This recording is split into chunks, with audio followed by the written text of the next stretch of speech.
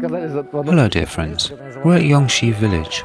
This beautiful place was very famous in the 70s and 80s because of Huo Qing tea, or Yongxi Huo Qing tea, from the village named Yongxi.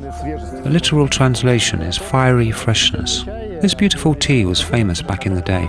Since then, the popularity of this tea has dropped. It's a very rare tea variety, that's why we came here for it.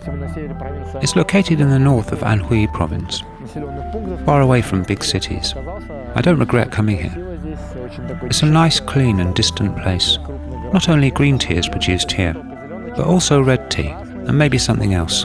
Now we'll explore this place, because this is the first time I've been here. Now is an active tea harvesting time.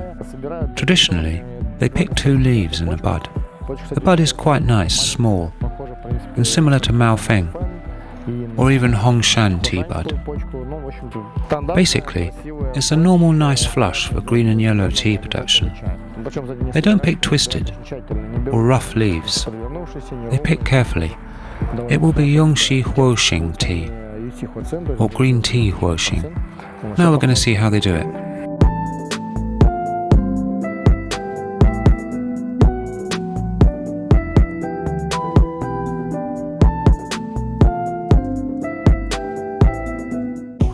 There's an interesting story about how we came to this village. Back in the day, we went to Fujian province to visit one great man.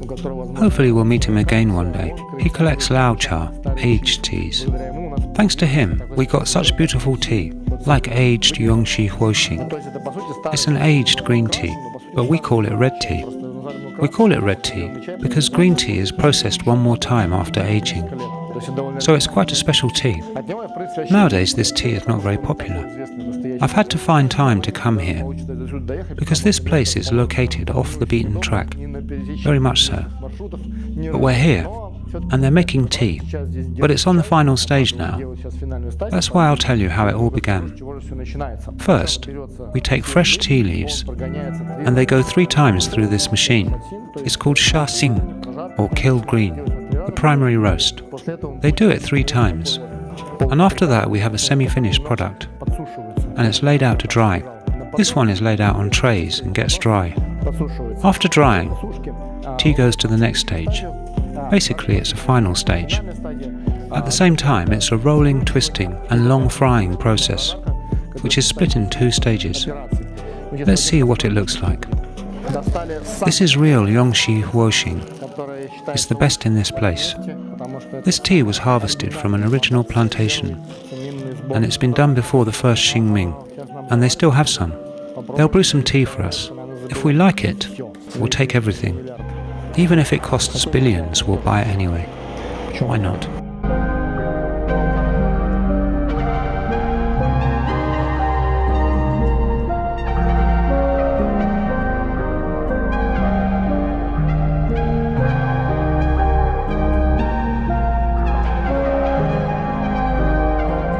We're in the tasting process of 3 varieties of Yongxi Huo Qing. This is top-grade Xingming tea. The production quantity of this Yongxi Huo Qing is only 30 jin per year. Exclusive tea in very small quantity. Another Yongxi Huo Qing, a more simple tea, with fine fraction. It's from closer to the Yongxi village, not from the high mountains. And the third tea is very simple. It's from the lowest area. But still this tea is tasty and has a good aroma. But you can't compare it with the first one. Everything is so good about this tea. The raw material has bigger leaves and more buds. Deep, sweet, a complex aroma. You get lost in the taste and aroma of this tea. The aftertaste is very special too, in consequence of unusual and multiple roasting. We get quite strong green tea, but still smooth to taste. If we talk about tightly rolled green teas, they have a plain and simple taste, especially from Yunnan, Sichuan or Guangxi, because they have similar technological processes. But this tea has a strong but very smooth taste. I think it's a really good tea to join our collection very soon.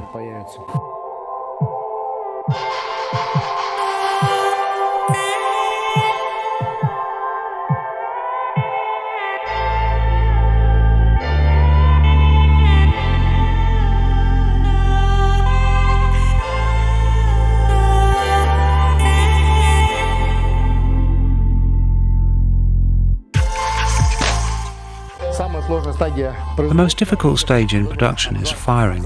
It's not simple firing. It takes a long time, up to 8 hours, and the temperature slowly rises. First Xiaohuo, then Zhonghuo, and then Dahuo, from 40 to 100 degrees Celsius. After firing, the tea has to rest a bit, and then the tea goes to the next stage, Honggan. Honggan lasts only 5 minutes. I'll show you the Honggan machine, what it looks like. It's heated using firewood only. There's no electricity. Firewood gives it a smoky aroma. Honggan lasts only 5 minutes. The tea falls through levels. You open the paddle, and the tea falls onto the next level. The same Honggan machine is used for red tea production. 5 minutes is enough for green tea to be ready. And the last stage is an insufflation. All the dust in the tea is expulsed by this fan, and Yongxi Huo Qing is ready, the best one. We have a small amount of exclusive Yongxi Huo Qing. 2 types of it. There's more of the first one available, but it's not cheaper because it's still rare. And the other one is very exclusive. As I said before, only 300 jin are produced a year. We're going to get some, but in a small amount. I also asked for this old jar. It's very rare. They found it somewhere and nobody's using it. So this jar has been waiting for me. And this great tea is going with us in that jar to Moscow.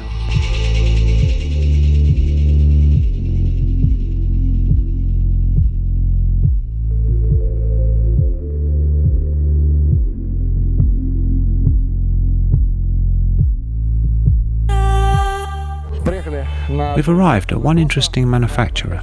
Red tea is also produced in Yongxi province.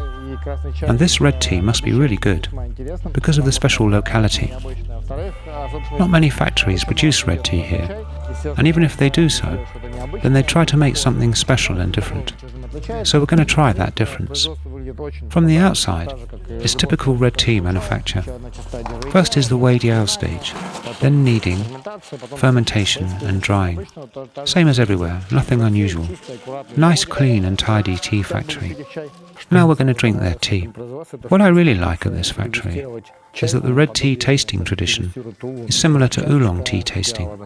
Cup, bowl with teaspoon to inhale the aroma, and a professional taster cup. The tea is not made by brewing, it's made by infusion. Then after that it's poured into the cup, inhale the aroma, and drink the tea. It's a very familiar method, but it's not used everywhere.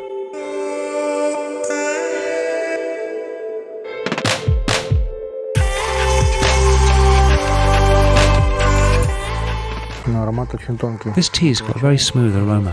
The tea factory told me in detail about his tea, especially about its aroma.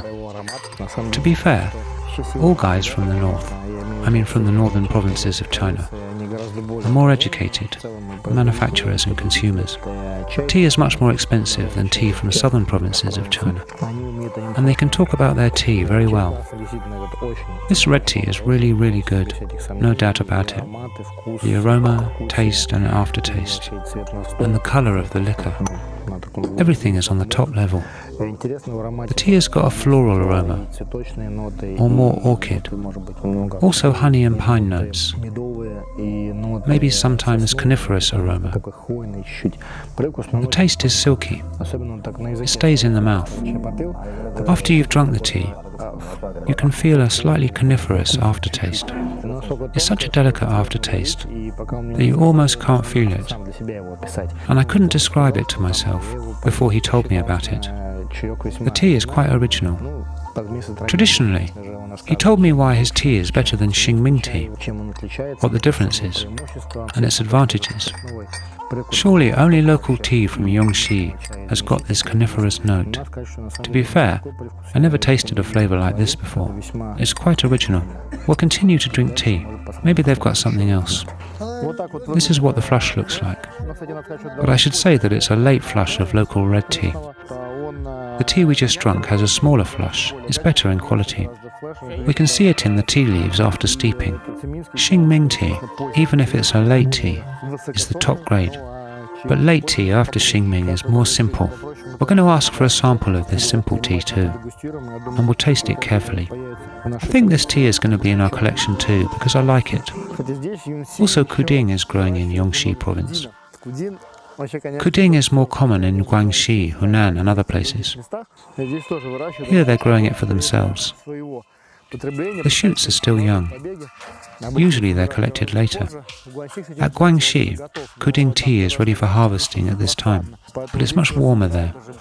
Kuding tea is being harvested here in May or even in July. The pickers are coming back from the fields in the afternoon with the last harvest. The raw materials are going to the manufacturer, or they can make the tea themselves if they have their own small factory.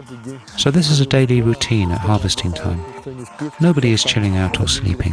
I spoke to one factory owner and he said, "I need to go to the mountains to pick up the pickers. They can't go anywhere. All of them keep busy for this period at the factory.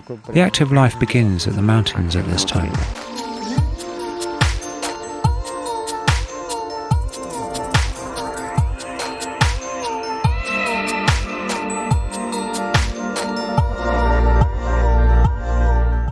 The most beautiful time in the mountains is twilight, a minute before sunset, especially when the sun is still shining, but it's already set now.